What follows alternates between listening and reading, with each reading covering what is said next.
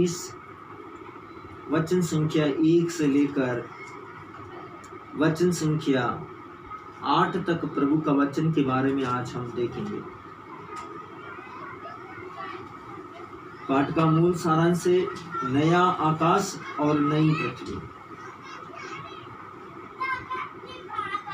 फिर मैंने नए आकाश और नई पृथ्वी को देखा, क्योंकि पहला आकाश और पहली पृथ्वी जाती रही थी और समुद्र भी न रहा। फिर मैंने पवित्र नगर नए यरूशलेम को स्वर्ग से परमेश्वर के पास से उतरते देखा। वह उस दुल्हन के समान थी जो अपने पति के लिए श्रृंगार किए हो। फिर मैंने सिंहासन में से किसी को ऊंचे शब्द से यह कहते हुए सुना, देखो, देख, परमेश्वर का डेरा मनुष्यों के बीच में है। वह उनके साथ डेरा करेगा और वे उसके लोग होंगे, और परमेश्वर आप उनके साथ रहेगा और उनका परमेश्वर होगा।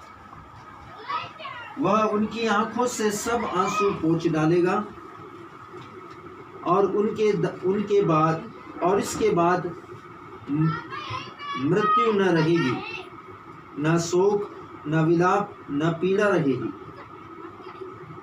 पहली बातें जाती रही। जो सिंहासन पर था उसने कहा, देख, मैं सब कुछ नया कर देता हूँ। फिर उसने कहा, लिख ले, क्योंकि ये वचन विश्वास के योग्य और सत्य है। फिर उसने मुझसे कहा, ये बातें पूरी हो गई हैं। मैं अल्फा और ओमेगा हूँ। अल्फा और ओमेगा, आदि और अंत हूँ। मैं प्यासे को जीवन के जल के सोते में से सेतमेत पिलाऊंगा। जो जय पाए वही इन वस्तुओं का वारिस होगा, और मैं उनका परमेश्वर होऊंगा और वो मेरे पुत्र होंगे। परंतु डरपोक और अविश्वासियों और घिनौनों और हत्यारों और व्यभिचारियों और टोनों और मूर्ति पूजकों और सब झूठों का भाग उस झील में मिलेगा जो आग और गंधरस से जलती रहती है। यह दूसरी मृत्यु है। यह प्रभु का सुसमाचार है। Hallelujah, hallelujah, hallelujah. परमेश्वर का वचन का पढ़ा जाना आप सबके लिए बरकत, आशीष, उद्धार और शांति और मुक्ति और छुटकारे का कारण बने। यीशु मसीह नाज़री के नाम में आमीन। पवित्र शास्त्र हमको सिखाता है, यूहन्ना कहता है कि मैंने नए आकाश और नई पृथ्वी को देखा, क्योंकि पहला आकाश और पहली पृथ्वी जाती रही।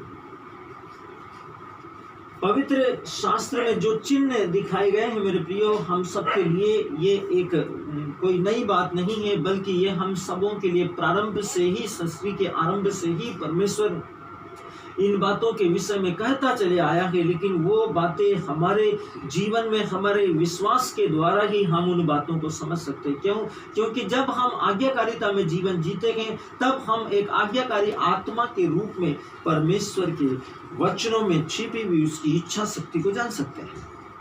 बिना आज्ञाकारिता की आत्मा के हम उसकी इच्छा शक्ति के अनुसार अपने पिता के मन की बातों को पुत्र के भांति नहीं समझ सकते।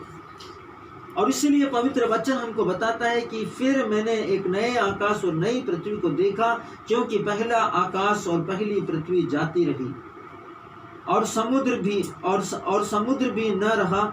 और फिर मैंने पवित्र नगर यरूशलेम को स्वर्ग से परमेश्वर के पास से उतरते हुए देखा।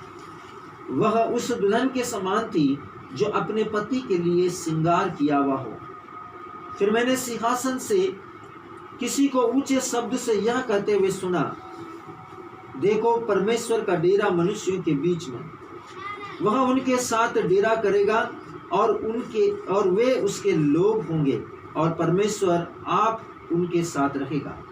यह परमेश्वर का लोगों का भाग है। परमेश्वर के लोगों, परमेश्वर के जन, परमेश्वर के विश्वासियों, परमेश्वर के नाम पर श्रद्धा रखने वाले हर एक व्यक्ति जो इस दुनिया के किसी भी कोने में, इस दुनिया के किसी भी क्षेत्र में, किसी भी स्थान में क्यों न हो, परमेश्वर का वचन स्पष्ट कहता है कि परमेश्वर का पवित्र नगर, जो परमेश्वर का पवित्र नगर, परमेश्वर का पवित्र बनाया, परमेश्वर का पवित्र किया हुआ नया नवीन यरूशलेम जो स्वर्ग से उतरेगा, परमेश्वर के पवित्र स्थान से उतरेगा, जो एक दुल्हन के समान सजाया हुआ होगा, बहुत ही अद्भुत तरीकों से, अद्भुत युक्तियों से। जितना एक दुल्हन अपने पति के लिए शादी के दिन तैयार होती है, वैसे ही परमेश्वर अपनी दुल्हन के लिए उस यरूशलेम को तैयार करेगा।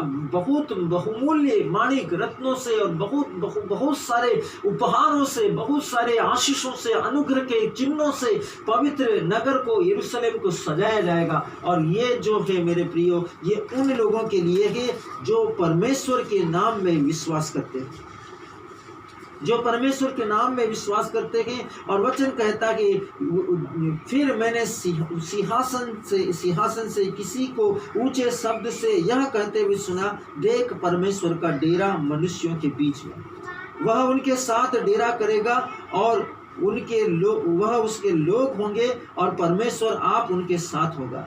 जब वो अपने इस पवित्र नगर के द्वारा अपनी दुल्हन को लेने के लिए आएगा, जिसमें वो दुल्हन को लेकर जाएगा, तब वो अपनी दुल्हन के साथ में जब वो उठा लिए जाएंगे, हम सब उठा लिए जाएंगे, तब हमेशा के लिए कलीसिया जो परमेश्वर की दुल्हन है, वो अपने दुल्हे के साथ उस पवित्र भवन में, उस पवित्र यरूशलेम में होगी। और पवित्र वचन में हमने सुना कि वो आप उनके बीच में डेरा करेगा, हमेशा के लिए वो हमारे बीच में डेरा करेगा और उसका डेरा मनुष्यों के बीच में होगा।